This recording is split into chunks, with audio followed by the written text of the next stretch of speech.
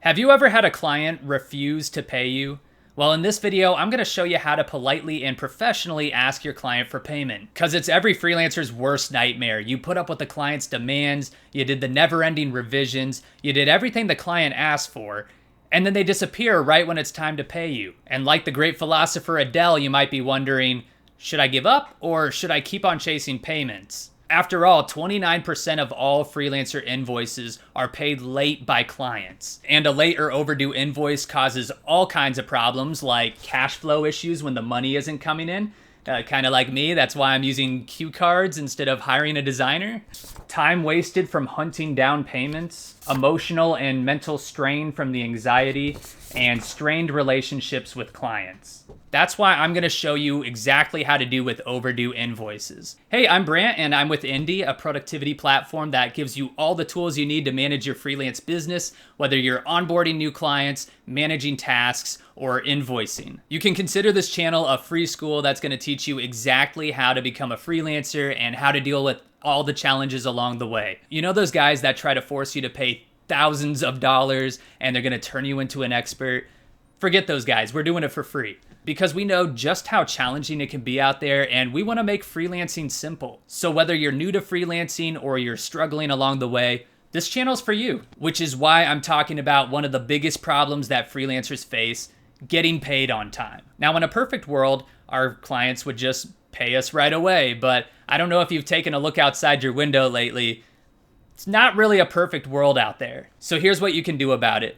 First of all, don't panic. As much as you want to kick down their door like you're the debt collector, it's best not to jump to the worst case scenario just yet. Especially if you already know the client and you've worked with this client before. Clients get busy just like us. But it's also good to be prepared with a list of steps to follow. So here are 4 things that you should always include when you're asking a client for payment. Number 1, a polite subject line. Number 2, always attach a copy of the invoice. Number 3, always remind your clients of the payment terms. And number 4, always include your payment details.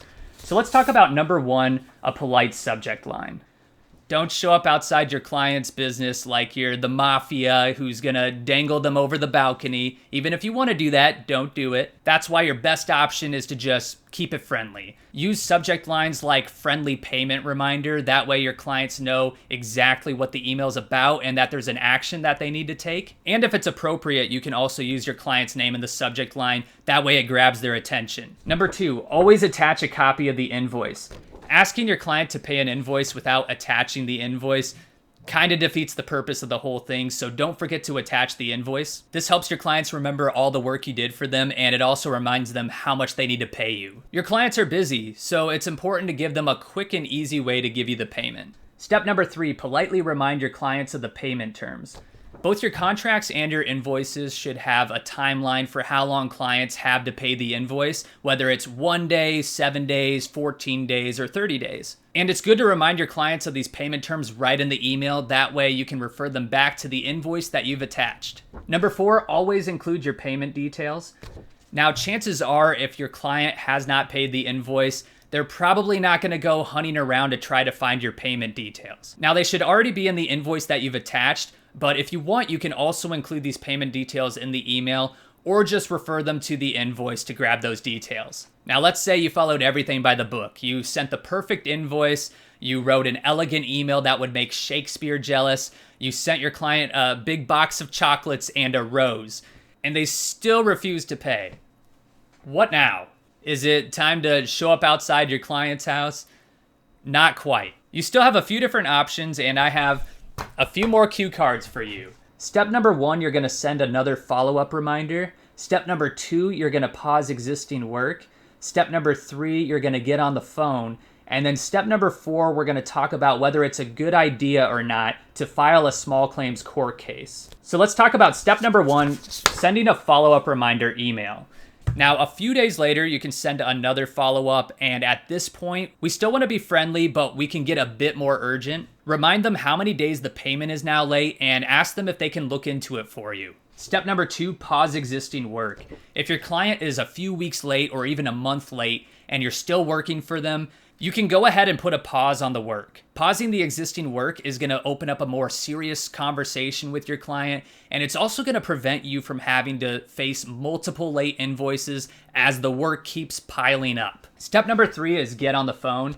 As much as we might fear that our clients are purposefully ignoring us and just trying to skip out on payday, it's also just as likely that your emails could be getting lost in their inbox. So if your last email gets completely ignored, you can go ahead and hop on the phone with your client. And this is great for a couple of reasons. For one, it's going to eliminate the possibility that your emails are going to spam. It also guarantees that your business contact details aren't wrong. And it also gives you direct access to your client so that you know that your point of contact hasn't left. Remember to be friendly and empathetic with your client as you're talking with them. That way you can maintain a relationship for as long as you want to work with them, if you still do want to work with them. And step number 4, should you file a small claims court case?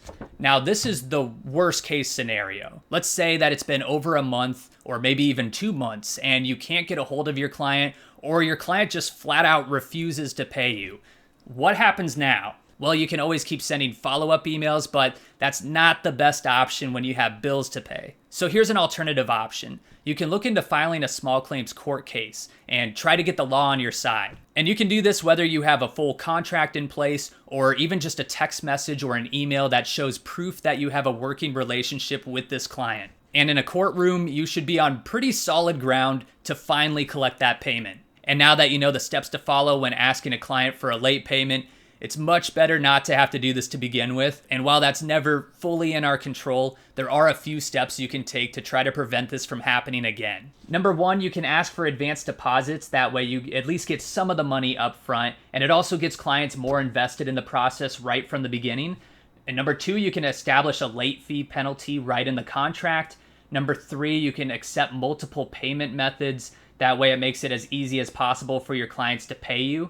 And number 4, you always want to maintain a healthy relationship throughout the process. Keep your clients updated at every milestone. And the more you build mutual trust with your client, the easier it's going to be to have tough conversations like asking for a late payment. If you want to see these tips in action, I've got some email templates for you. Just click the link down below and snap them up in case you ever need them. Hopefully you don't, but they're here if you do. Indy also has a free invoicing tool that makes creating and sending invoices super easy. And you can check out our invoicing tool in the description box below. And if you're just starting out in your freelancing journey or you have some questions, click that subscribe button. Indy is a company of freelancers just like you, and we want to give you the tips that we've learned along the way to help you grow your business. So if you have any questions, let us know in the comments down below what you want to know about, and I'll see you next time. Cash flow issues when the money isn't coming in. That's shoot. Hunting down, time wasted. Especially if you've already worked with the client and you. But it's also good to be prepared with a step. But it's also good to be prepared with a list of steps to follow. So here are. Blah blah blah blah. This helps your clients remember.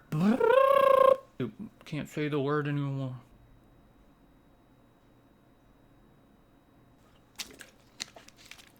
Your clients are busy, so it's important to give them a quick and easy way to give you the payment.